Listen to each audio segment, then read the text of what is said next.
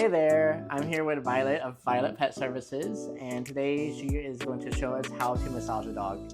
Welcome, nice to see everyone today. This is Miss Evie. We are going to be using these Jade Bloom essential oils, starting off with our sound bowl, and I'll be showing you dilution, a little bit of techniques, and just kind of some programs I'm affiliated with, and the school that I went to. I'm excited to be here with y'all today. So what's the first thing we're going to start on? So the first thing we're going to do is we're going to just kind of get her used to some effleurage strokes, and all we're doing is just getting her used to that long movement just for a couple of seconds, and then we are going to do the evaluation. The evaluation, I've not met a dog that doesn't like it, but it's the same evaluation that you're going to get when you go to a vet. We're checking the range of motion, gums, heart, and any injuries or anything like that. So now we got a little bit more comfortable. We are going to kind of stand her up. That's where I'm going to need your help. Yeah. Come here, pretty girl. It's okay. It's okay. So, it's okay. I'm going to hold her. You always want to make sure that you're holding that stomach. We're going to check this. I want to make sure that I can get 2 fingers. We're going to get here. And this is 1. Yeah, injury is still here. She won't get that all the way up. Maybe she did have an injury. She does. She does? So you see how much this one comes up versus that one? Yeah. So we can still get that. And then I'm going to come over to you. Good girl. We're going to check face. So here we're just checking for range of motion. Yeah, all of this is range of motion, seeing where there might be injuries. So like her neck is real stiff. So she probably's got some neck injuries. I know that she's got an injury over here. Now we're going to check her gums. Hi, pretty girl. All right, gums definitely need some attention. They didn't change color at all. It's usually supposed to go pink to white. Least favorite part of the whole massage. Yeah. Until I get to the first knot. Yeah, got it. Okay. So a lot of times I'll usually give her a treat or a toy or something. However, Evie here just doesn't really perform for treats. Yeah. Whatever they're comfortable with, whatever makes them happy. Yeah. Especially after that, before we get started with the rest of the massage. So we're just doing some gentle pats. I'm not really doing effleurage strokes, just, again, getting her calm. So I'm not doing any real strokes right now. This is just petting the dog. Kind of getting her a little bit more comfortable So again. long strokes. Sound therapy and aromatherapy will help relax the dog because it's those 2 senses that really work with them. Now, when it comes to essential oils, you want to make sure that you dilute your essential oils with a carrier. I use grapeseed. You can use coconut or other safe carrier oils. I do like to go to Essential Vet for my safe carriers and my dilution rates. So for her size, since she's about a medium, I'm going to dilute whichever of these 3 that she picks in about 30 drops of this. Oh, Evie. Good girl. Good girl.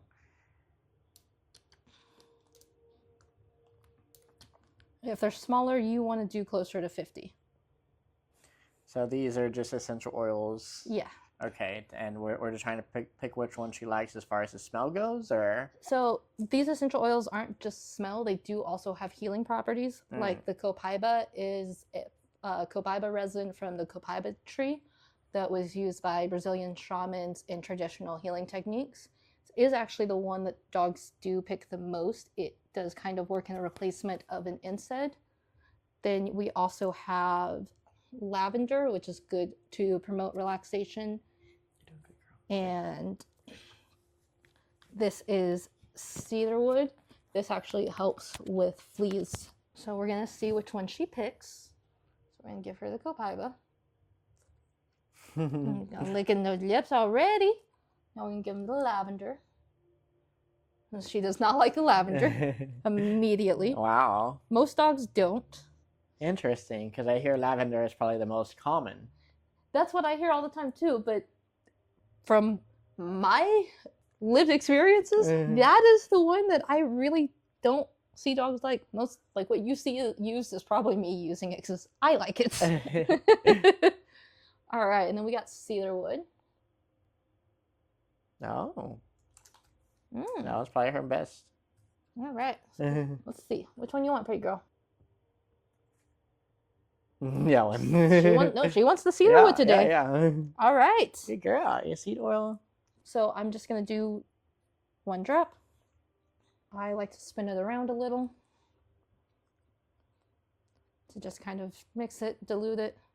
Yeah. That is literally all you need. And then before I put the essential oil, I do start with the sound bowl. I go along the spinal meridian from head to toe to just set that energy. Don't do it loud because they do have real good hearing. Oh, that was loud.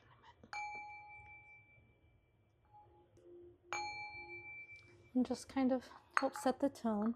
And that brings a more relaxing space. Yes. We are clearing that energy and we are setting the sound, the tone. We are having that just positive energy coming in. And then we're going to start. I like to start at the nape of the neck. I don't go all the way to the neck with the essential oil just because honestly, the neck is probably something I don't get for a while because dogs can be sensitive about that. Yeah. So we'll do this. Usually they're laying down, but sometimes, you know, we just work with the dog that's in front of us. So.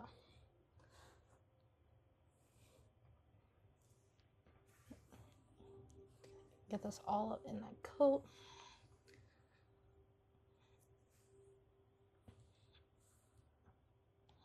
All right, now that we've got that all up in her pretty, beautiful coat, now we're going to start with the massage.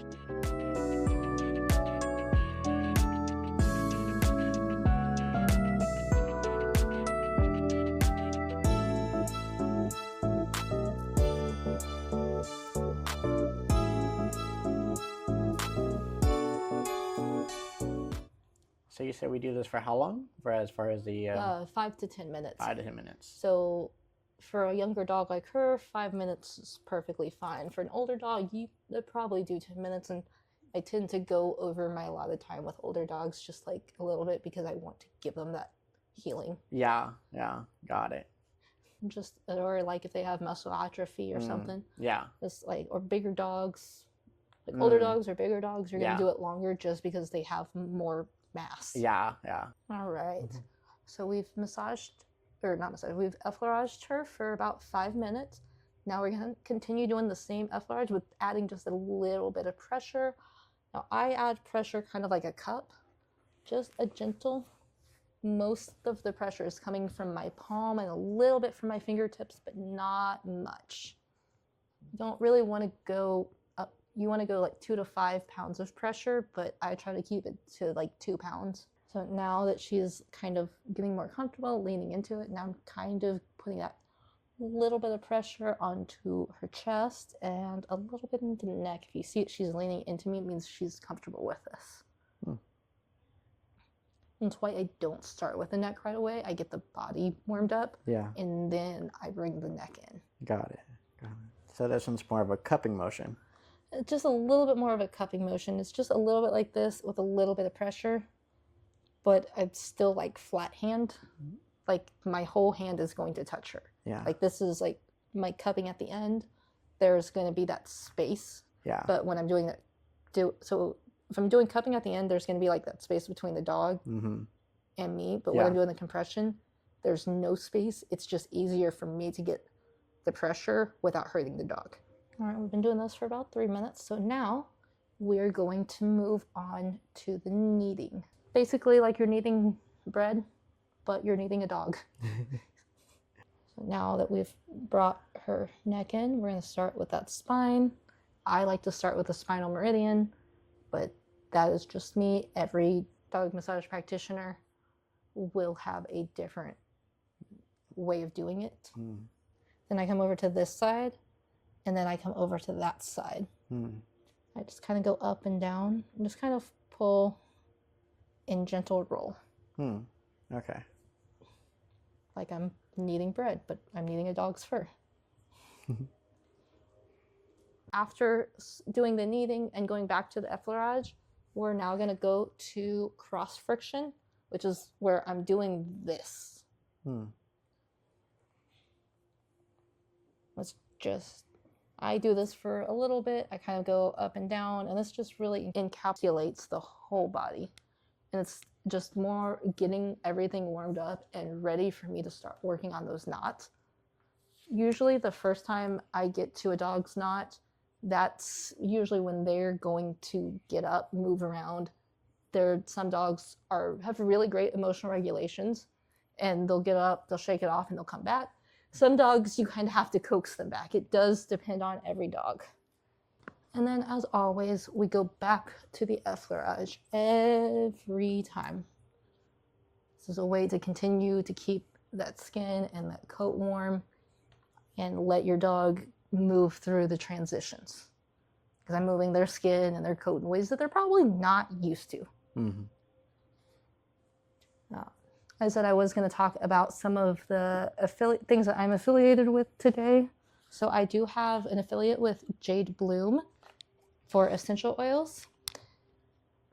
If you type in Violet's Pet Services or code 3946, you do get a discount. I also am a huge fan of red light therapy, especially for dogs with arthritis. I work with LumaSoothe. That's really good because red light will penetrate the bones and the heat will help because my hands can only go so far. So if you have a dog with arthritis, I recommend red light therapy wand. You can talk to your vet. You can talk to your dog chiropractor. I personally go with LumaSoothe. There's also Helios, which is really good too. And I know that there are some human grade red light therapy wands that are good for dogs, but do talk to your vet before getting a human grade. And now we are going to get ready to get to the petrissage portion, which is finding the knots and that circular friction.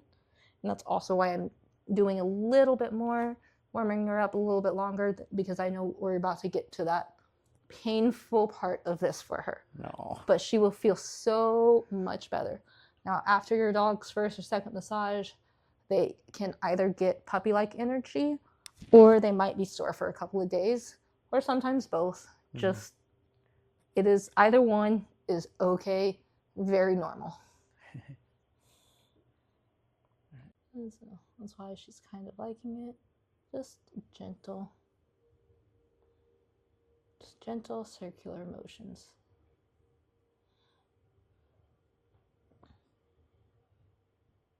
All right. She's kind of okay with that.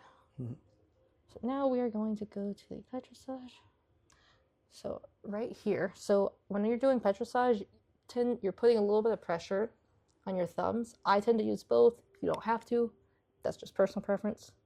You're going to just go down until you feel that skin just be a little bit more tough, like a knot that you would feel on yourself. So I feel a little bit. Notice how that smile went away. Her head's kind of like, her head's towards me but away. She knows what's going on, but she's not sure how she feels about it yet. She is giving me very conflicting signals, but it's okay. Yeah, I see that.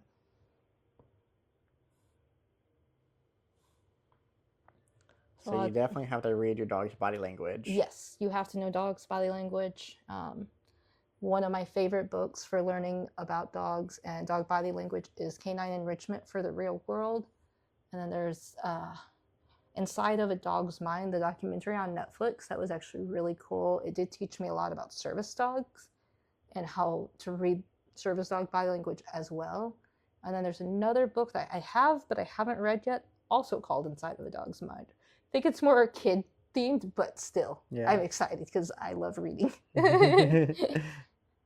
But it's really great to read them and then see the application in the real world after reading or watching the documentaries. Got it.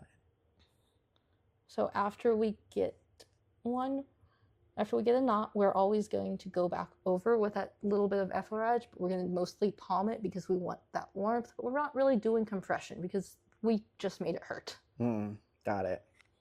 So it's still that cupping motion, but it's mostly palm, and it's just to help.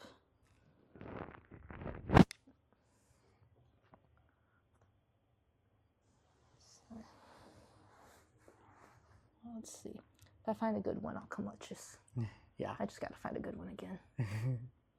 And then if you notice, I know that her pain area is over here. I don't start with that pain area because if I start with that pain area, that's going to throw off the whole massage because it's going to hurt her before she's ready for that pain level. Got it. So I start with softer knots. Yeah. And sometimes first or second session, I may not get to it. Yeah. It may be the third session or fourth session when they let me because it's a trust between me and the dog. Got it. Got it. So just start as light as possible, and kind of increase the intensity over time. Yes. That's good to know. Yeah.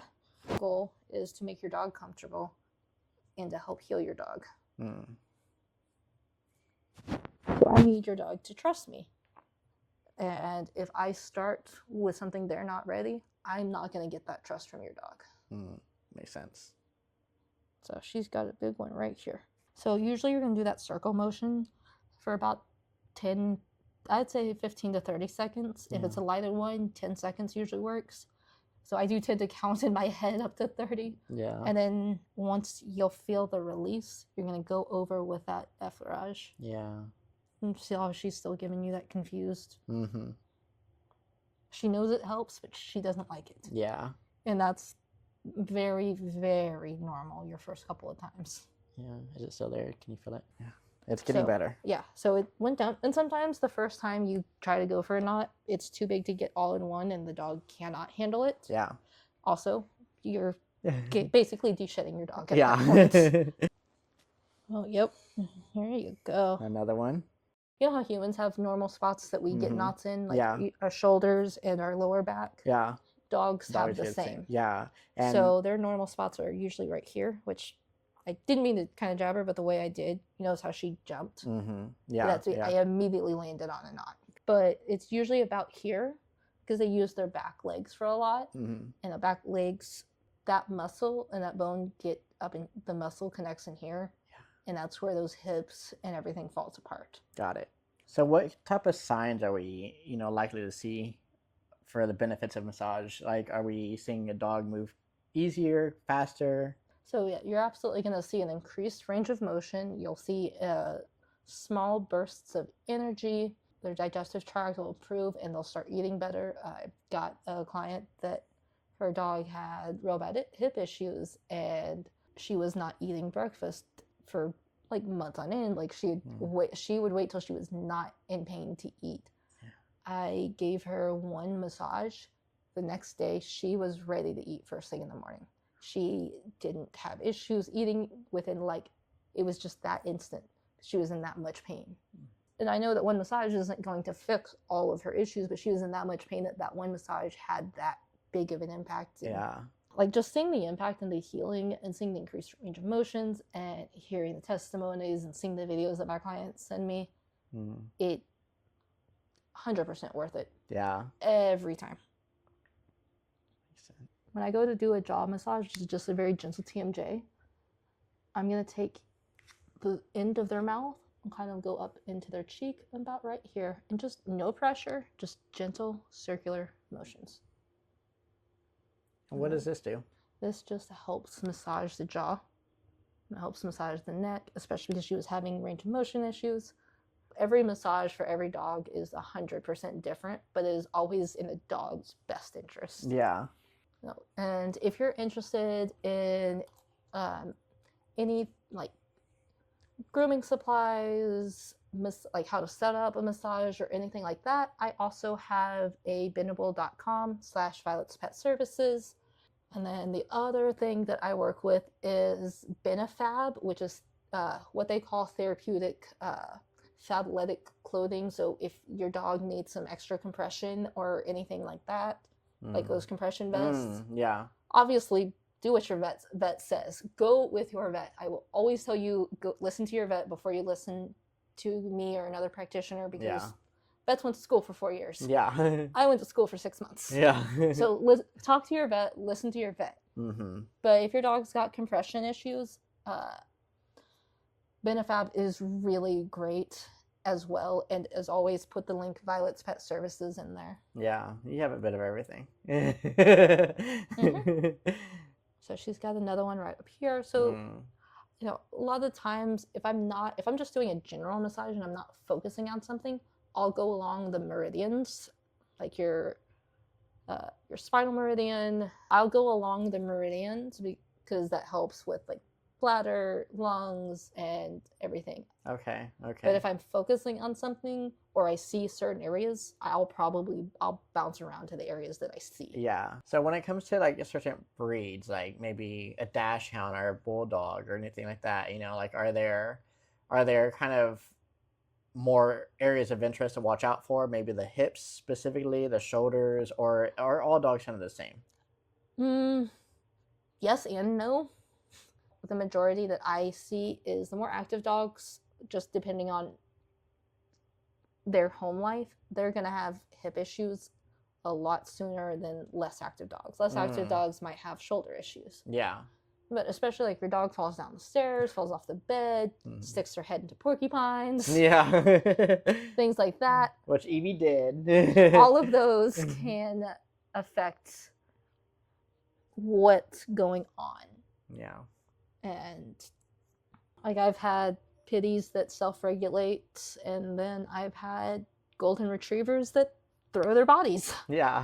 Like it really is, you know, you'd think a golden retriever would be the one that was chill, and the pitty would not be chill. Yeah. No. It really is dogs. I've had a golden retriever be chill, and I've had a pitty be like, what are you doing? Yeah. It's really, really individualized to each different dog. Yeah. I have not seen anything that would make it I don't want to say breed issue, but I can't think of a better way to explain it, but I can't think of anything that would make it breed specific. Yeah, got it. And then there's really no difference in your take as far as like home-based dogs versus sporty dogs. Yes, there is a difference. But okay. I don't work with sporty dogs yet, so I know that there is a difference because of my research, but I have not been lucky enough to be able to work with sporty dogs yet. But yes, sporty dogs are going to have bigger injuries, more injuries, and they are going to require a lot more massage and care than a family dog. Like a yes, couch potato. No, even a home sporty dog, like a competition dog. Yeah. Competition sporty, if that's what you were going for. Yeah, it's going to be 100% different than a home dog. Okay. I just have not been lucky enough to get one of those clients yet, but I want one so bad. Like but that's just me going, I want to learn this. I want to be so excited because I want to know what else is out there. Makes sense. Totally makes sense. But no, there is 100% a difference. And then because someone decided to stick her face into porcupines, we're going to do just a very, very, very, very light gua sha massage. This is a gua sha tool.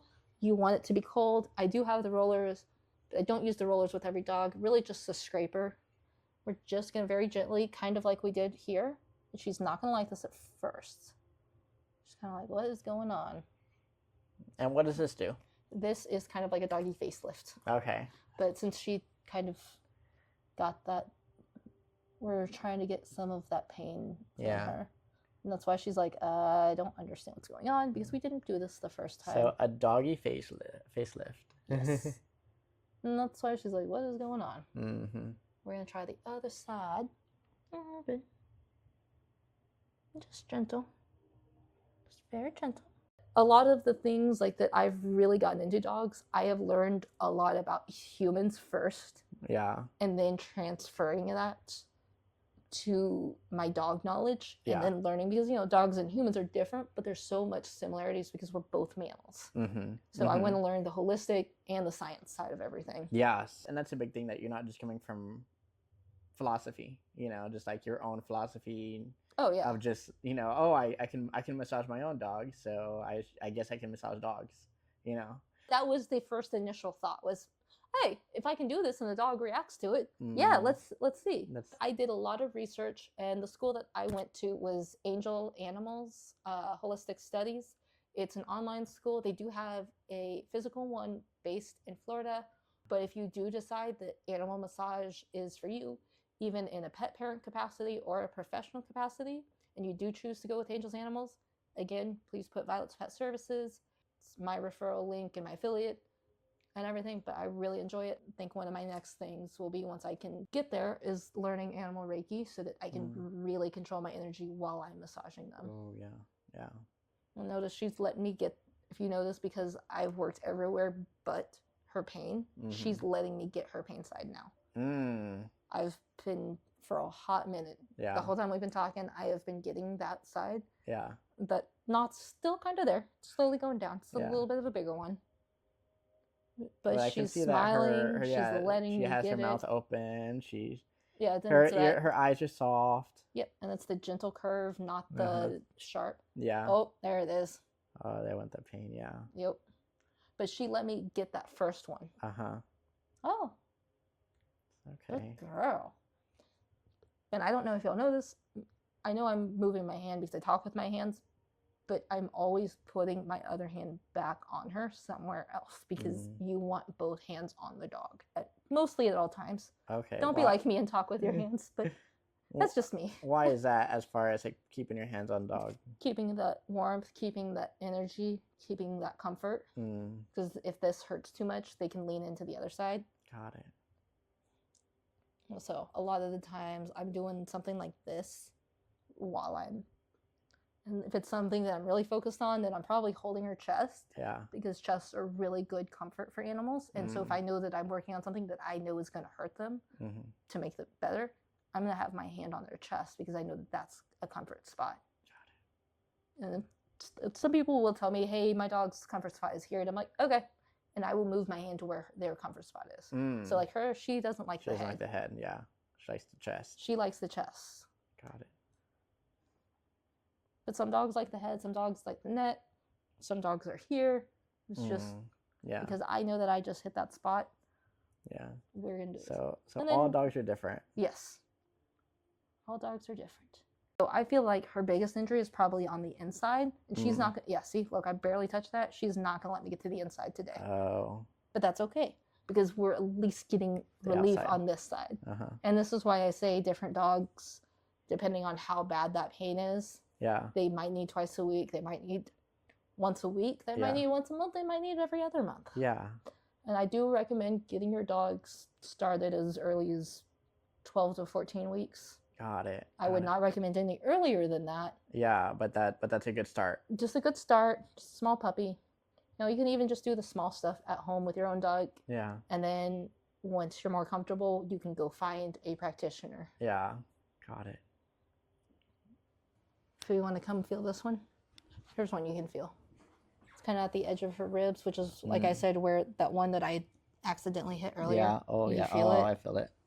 So just, you want to use your thumb because your thumb's got more pressure. And you're just going to go in a circular motion. Yeah. So are these like small circles or big circles? It depends on the size of the knot. I tend to do smaller circles and then slowly move out to bigger. But it really does depend on the size of the knot. Yeah. Here you go. I'll let you take over. Oh, you got it. I got it? Okay, good. Yeah, no, you got it. Yeah. You got it. So this, after you get it, going right back in to effleurage because we want to keep that warmth because that warmth is going to keep that pain from being bright. Yeah. Notice she's starting to cool off a little bit, so we're going to just do some effleurage because I noticed that her spinal and her other side is starting to get cool. If you feel this side, like if you feel her, she's starting to get cool everywhere. Yeah. So when they start to get cool, I stop. You just go back into effleurage. Yep, I go back into effleurage, and then I can always go back into any other motion. But we're going to do the effleurage to warm her up a little. And then one that I do tend to save for the end, but a lot of dogs, they do get worn out with this because this is a lot on them too. So sometimes they don't allow me to do all of the modalities that I would like. And so one is skin rolling, which helps to promote skin health. Is you're going to take her skin, which I can find a little flap. There we go. Just a small little flap like that. And you're just going to roll back and forth. And it does help promote the shiny coat and fur health. Coat. Yeah. And skin health. Just a little bit. It's just really just taking it and kind of warming it up. That's also another way you can use to get knots out too. I'm just a fan of the petrissage, but that's just me. Yeah, no. Let's see, she didn't want me to touch this right now. The second I touched it, she went in. So there's some pain there, yeah. But so I imagine this pain maybe caused by that pain, so compensation in a sense, yeah. Absolutely, it can be compensation also because of the knot that was right here. That's feeding into this. Yeah. So it's kind of a double whammy. Got it. Oh. A lot of the times, dogs will start compensating with their front end. Yeah. Until once they start feeling better, they start compensating with their front end, and then I start getting the shoulder pain that really wasn't there the first couple of times. Yeah. But on her end, it seems like she was compensating on the back. Yes. Yeah. Okay. Yeah. No, a lot of the times I watch a dog walk around for a good 5 minutes before I start the massage. And I always make sure that they go potty before they start massage. Why is that? Why the potty? Because we don't want a full bladder or anything, because I'm manipulating their muscles. Okay. So eating before a massage is not the best thing to do? Not right before. You probably want to do like 2 to 3 hours. Okay. That's good to know. I tend to make sure that, like, a lot of my clients, they are very understanding of that, so they don't feed their dog till afterwards, or they'll schedule me later in the day. Yeah, makes sense. But yeah, so no, we don't eat right before a massage, just because I can absolutely mess them up. But they get lots of treats. Usually they'll get lots of treats during the massage, so they're kind of eating during the massage. Yeah.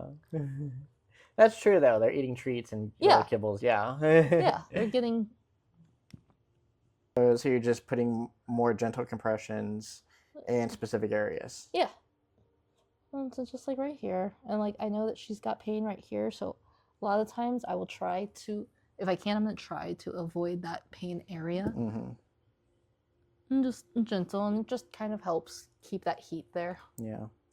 It's a little bit of kneading.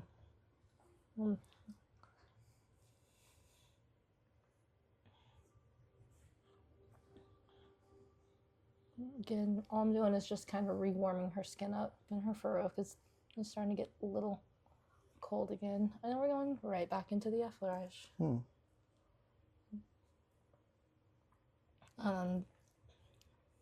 And because I know that this is the pain area, I'm feeling the knots, we're going to go ahead and go over here. We're going to go up a little bit more than what I did, because I started with those, and now we're going up. I said, I know that the big one's on the inside, she's not really letting me get that. Yeah. She's letting me get more than what I expected today, which I'm really happy with. Same. But I'm not trying to overdo and only focus on that one side. Yeah. And that's why I got this side, went back, and now I'm coming back to this side, is because I'm giving that a break, because she needs that break too. Makes sense. So we're just going to do a little bit of a doggy facelift, because I know she's probably got some stingy residue from those porcupines. That's why we're not doing long, not doing a lot. She's not a huge fan of it, but it will help her. Just kind of tighten those pupper muscles. We're just going to do a gentle one right here. Just very gentle. All right, and then she is done. She is done with her doggy facelift. Love it. But that's not something I do every massage. Yeah. That actually was just because she did stick her face in the porcupines, and I know that that will help that sensation. Yeah, it makes sense. But for dogs, just in general, I mean, it will help. It can help tighten those skin muscles, and it's really good for them too, just because it feels better. Yeah. But this is not something I do for every single dog. That is kind of a special case thing. I also can do cupping on dogs, which she would probably, if I had all of the right tools and supplies, she actually would benefit from it, especially on the inside. Yeah. Especially because she's not liking me touching it. So if I had the dog gel, which is linked in my Minimal, and the cup, then I would put that on her, and I would do that while I was kind of working with the other stuff to really help pull that toxins and those pains out. And we're good. We got it. So what you were just doing there was kind of holding it. No, I was just doing the circular pressure. Oh, circular pressure. Okay. Yep. It's just the circular pressure is what releases it because we're unknotting it. Okay. So holding it doesn't really do anything so much. Sometimes it does. Like sometimes it helps kind of flatten it so that you can circle it. Yeah. Sometimes I hold it, sometimes, but it depends on each and every knot. Yeah. And what I'm feeling. And it's a lot of intuitive energy work as well. Makes sense. So like she's got one right here. So girl, you've been needing massage for a while. Most of the time talks to, and you don't think about it, you don't know it. So my ending of massage again will take 5 to 10 minutes. I'm going to go back to effleurage for about 2 minutes. Then I'm going to do, I showed y'all the skin rolling earlier, so I'm going to do the cupping and the tap ointment, and then I'm going to end with 5 minutes of effleurage. Is you do want to start and begin every massage with effleurage because it's a good way to warm up that muscle mass. And talking about ending, like I've asked this before, but I want you to kind of explain it again. Yeah. You know, what are some tips and tricks that, you know, an owner can do kind of in between massage? Yeah. So tips and tricks that I say is you do make sure that you start with the effleurage. You can pretty much on your own animal, you cannot do this on other people's animals without getting certified. And that varies state to state on what the requirements are. But on your own animals, you do not have to be certified on your own animals. So you can take this and do it with your own animal. It's good to know. But I 100% just some effleurage, good 5 minutes, and like I'm gonna grab there, make sure that you have your thumb no more than 5 pounds of pressure. Smaller dogs, 1 to 2. Medium dogs, you could probably do 3 to 4. Yeah. Larger dogs, you can go up to 5. I tend to stay at 2 pounds. Yeah. So as always, I do start and end every massage the same way. I like to use sound to clear the energies along the spinal meridian.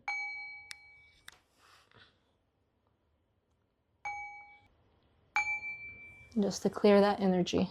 Violet's Pet Services next adventure will be in Seattle, Washington. You can absolutely book us for in-home mobile grooming and dog training and start in September. Starting in October, we will continue our canine massage service. Yes, awesome. And Venture Dog Training is staying in Austin, so we'll see you around. Bye, guys.